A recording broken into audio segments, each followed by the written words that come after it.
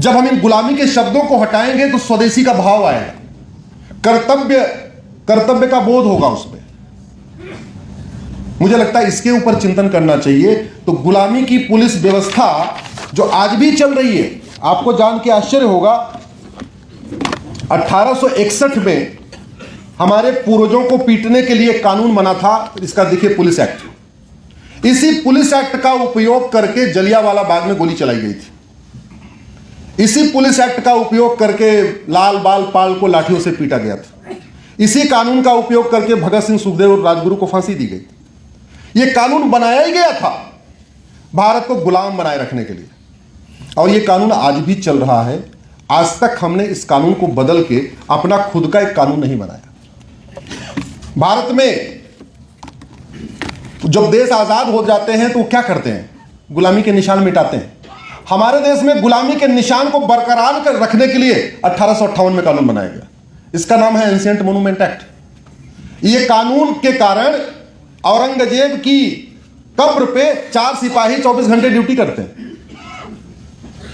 औरंगजेब की कब्र पे, यहां देखो कितने टैक्स पेयर बैठे हुए, मुझे दिख रहे हैं बहुत सारे टैक्स पेयर। आपके दिए हुए टैक्स से पुलिस को वेतन दिया जाता है, और किसकी रखवाली करने के लिए? औरंगजेब की कब्र की। और क्यों की जा रही है? यह कानून कह रहा है। कुछ दिन पहले जूता फेंका गया था सुप्रीम कोर्ट में, फेंका गया था ना, उस जूते की चर्चा खूब हुई। जूता ठीक फेंका, गलत फेंका, इसकी खूब चर्चा हुई। उस जूते के पीछे जो कानून खड़ा था वो ये कानून था। सीजीआई ने बोला एंशिएंट मॉन्यूमेंट एक्ट कहता है कि आपका भोजशाला वो प्रोटेक्टेड एरिया है, हम वहां कुछ नहीं कर सकते। राजेश किशोर जी को गुस्सा आया, आओ ने देखा ताव, निकाला अपना जूता, फेंक दिया। बुजुर्ग आदमी है, कोई हाइपर टेंस्ड आदमी नहीं है, बाल बच्चे वाले नाती पोते वाले आदमी है, एमएससी गोल्ड मेडलिस्ट। एमएससी करने के बाद उन्होंने फिर अपना एलएलबी वगैरह किया, लेकिन पता नहीं उनकी भावना कैसे भड़क गई तो उन्होंने उठा के जूता फेंक दिया। अब तो 75 के पूरे हो गए, वो संन्यास आश्रम में जाने वाले, वानप्रस्थ भी उनका पूरा हो चुका है। लेकिन उसके पीछे कौन था? ये कानून था। मैं इस कानून को मैंने चैलेंज किया हुआ है कि भाई गुलामी के निशान मिटने चाहिए। हमारी सरकार गुलामी के निशान मिटाने के लिए बनी है, गुलामी के निशान को बरकरार रखने के लिए थोड़ी कानून बन सकता है। एक और कानून बना 1991 में, प्लेस ऑफ वर्शिप एक्ट। यह कहता है कि बाबर, हुमायूं, तुगलक, गजनी, गोरी ने जो काम किया सब ठीक है। अगर उन्होंने भोजशाला तोड़ी तो ठीक है, तोड़ दिया तो तोड़ दिए। दुनिया के किसी भी देश में जब देश आजाद होता है तो कभी भी गुलामी के निशान को, मतलब इल्लीगल काम को लीगलाइज नहीं करता। हमारे देश में बाबर, हुमायूं, तुगलक के इल्लीगल काम को लीगलाइज करने के लिए कानून बना है। तो ना हमने शिक्षा व्यवस्था बदली, ना हमने चिकित्सा व्यवस्था की अजब कहानी है। देखिए 1954 का ड्रग एंड मैजिक एक्ट है। यह कानून बनाया था अंग्रेजों ने पहले 1940 में, बाद में इसको नेहरू जी ने कॉपी पेस्ट मार के इसका 1954 कर दिया। यह कानून बनाया किस लिए था? हमारी योग, आयुर्वेद, नेचुरोपैथी को खत्म करने के लिए। क्यों, क्या किया उन्होंने कानून में? उन्होंने ये देखा कि अच्छा ये बताओ ये इनके क्या क्या इलाज है, और जिसका इलाज इनके पास है उसका इलाज हमारे पास है कि नहीं। उस समय 55 ऐसी बीमारियां थी जिनका इलाज योग, आयुर्वेद, नेचुरोपैथी में था, एलोपैथ में था ही नहीं। तो उन्होंने कानून बना दिया कि इन 55 बीमारियों का इलाज करने का कोई दावा नहीं करेगा। मतलब जिन बीमारियों का इलाज चरक संहिता में लिखा है, सुश्रुत संहिता में लिखा है, महर्षि वाग्भट ने लिखा है, महर्षि शारंगधर ने लिखा है, महर्षि भावप्रकाश ने लिखा है, उन बीमारियों का इलाज की गारंटी का कोई वादा नहीं करेगा, और वादा करेगा तो 3 साल की सजा होगी। यह कानून बनाया था अंग्रेजों ने, और हमारे वाले अंग्रेजों ने भी उस कानून को बदला नहीं, कॉपी पेस्ट मार दिया। दुर्भाग्यवश यह कानून आज भी चल रहा है। मतलब इसमें लिखा हुआ है अंधापन, कैंसर, मोतियाबिंद, बहरापन, माहवारी, प्रोस्टेट ग्लैंड, बुखार, मिर्गी, स्टोन, ग्लूकोमा, दिल की बीमारी, ब्लड प्रेशर, हिस्टीरिया, कोढ़, मोटापा, लकवा, न्यूमोनिया, नपुंसकता, बाजपन, टीबी, ट्यूमर, अल्सर, ऐसी बीमारियों का इलाज भगवान महर्षि चरस लिख के गए हुए, लेकिन हम उसका दावा नहीं कर सकते। तो यह भारत की चिकित्सा व्यवस्था को बर्बाद करने के लिए कानून बनाया। भारत की शिक्षा को बर्बाद करने के लिए मैकाले ने कानून बनाया, भारत की चिकित्सा को बर्बाद करने के लिए हमारे वाले मैकाले ने कानून बनाया। सबसे इंटरेस्टिंग तो हुआ 2012 में, राइट टू एजुकेशन बना तो ये हुआ सब पे लागू होगा। All India Muslim personal law board ने कहा नहीं, हम मदरसों को फॉलो नहीं करेंगे। 2012 में अमेंडमेंट कर दिया गया। अमेंडमेंट करके मदरसों को इसके दायरे से बाहर निकाल दिया गया। नतीजा क्या होगा? मदरसे में कौन पढ़ता है सरकार को नहीं पता, मदरसे में कौन सी किताब पढ़ाई जाती है सरकार को नहीं पता, पढ़ने वाला कौन, पढ़ाने वाला कौन, फंडिंग करने वाला कौन, सरकार इस पर ऑडिट ही नहीं कर सकती। और ये व्यवस्था आज भी चल रही है। तो इसको हमने चैलेंज किया। सबसे दुखद हुआ 1992 में इस देश का विभाजन किस आधार पर हुआ था? जोर से बोलिए जरा। मजहब के आधार पर। धर्म कभी विभाजन नहीं करा था। विभाजन कौन करा था? जोर से बोलिए जरा। जो एकेडमिक लोग हैं जिनको इंटरेस्ट हो पढ़ने को, उसमें गूगल करिएगा रिलीजन धर्म अश्विनी उपाध्याय।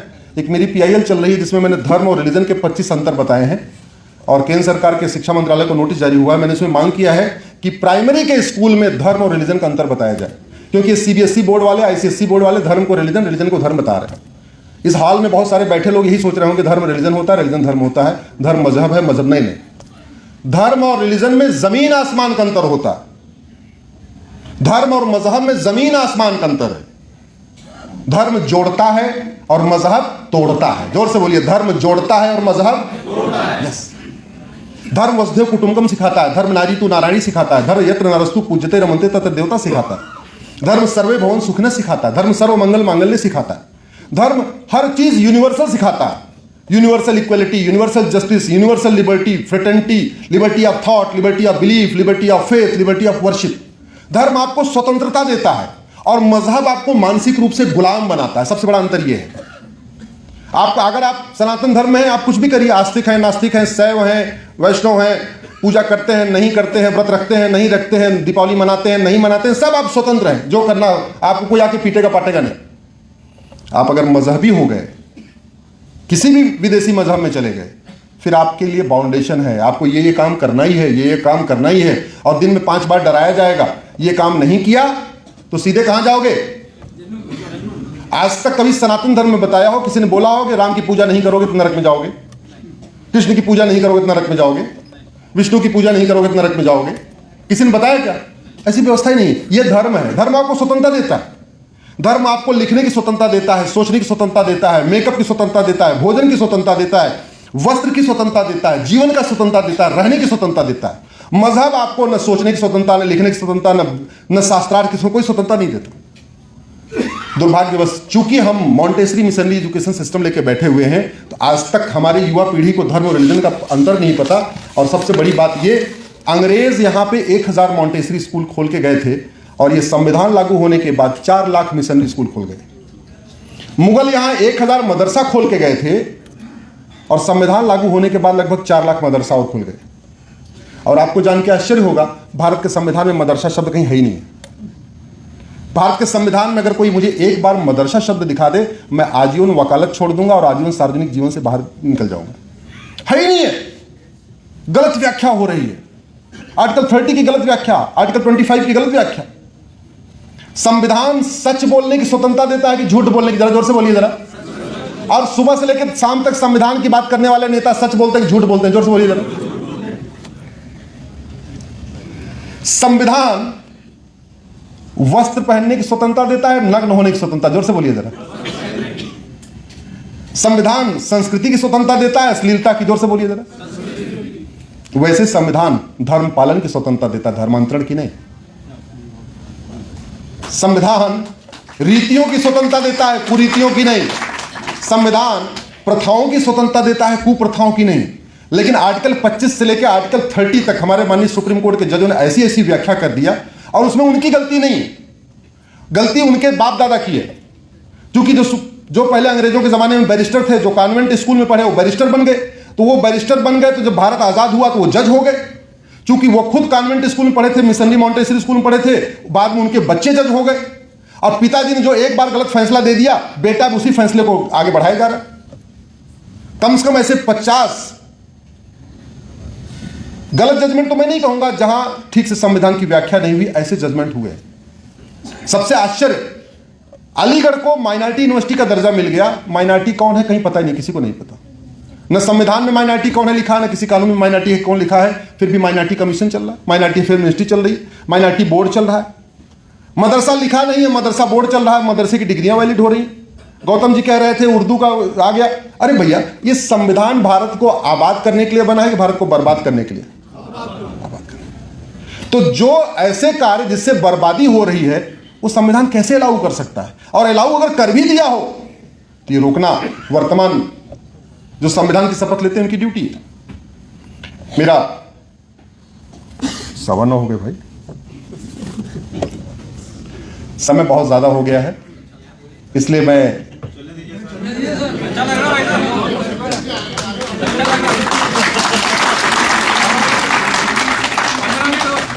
भोजन की व्यवस्था सबकी है ना, क्योंकि आप बहनें बैठी हैं, पता चला घर जाके बनाना पड़ा तो बहुत दिक्कत हो जाएगी।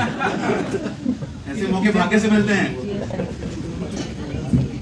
मेरा यही प्रयास है, शिक्षा का भारतीकरण हो, चिकित्सा का भारतीकरण हो, न्यायिक व्यवस्था का भारतीकरण हो। न्यायिक व्यवस्था जरा सोचो, हमारे देश में चाहे राजा विक्रमादित्य का जुडिशियल सिस्टम देख लीजिए, रानी अहिल्याबाई होलकर का जुडिशियल सिस्टम देख लीजिए, छत्रपति शिवाजी महाराज का जुडिशियल सिस्टम देख लीजिए। दुर्भाग्यवश हमने भी ला कर लिया, हमें पढ़ाया नहीं गया, हमने तो इंटरेस्ट लेके पढ़ा उसको। कायदे से पढ़ाना चाहिए। हम भारत में रहते हैं, हमारे जो बेस्ट जुडिशियल सिस्टम थे उनको पढ़ना चाहिए, पढ़ाना चाहिए, हमने पढ़ाया नहीं गया। इंदौर में भी नहीं पढ़ाया गया होगा रानी अहिल्याबाई होलकर का जुडिशियल सिस्टम क्या था।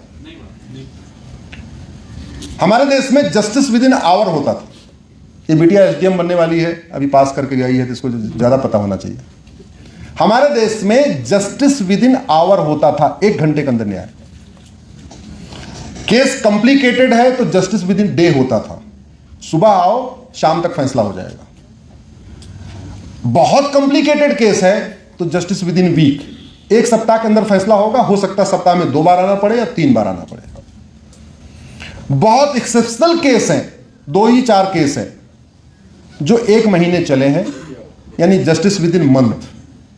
जिस देश में जस्टिस विद इन आवर होता था, जस्टिस विद इन डे होता था, जस्टिस विद इन वीक होता था, जस्टिस विद इन मंथ होता था, उस देश में जस्टिस विद इन ईयर की कल्पना करने से लोग करें ऐसे कैसे हो जाएगा? गुलामी की सोच देखिए जरा। मैं जब कहता हूं जस्टिस विद इन आवर होना चाहिए तो लोग कहते हैं अरे अश्विनी जी आप बहुत ज्यादा ऑप्टिमिस्टिक हैं। अरे हो सकता है, 100% हो सकता है।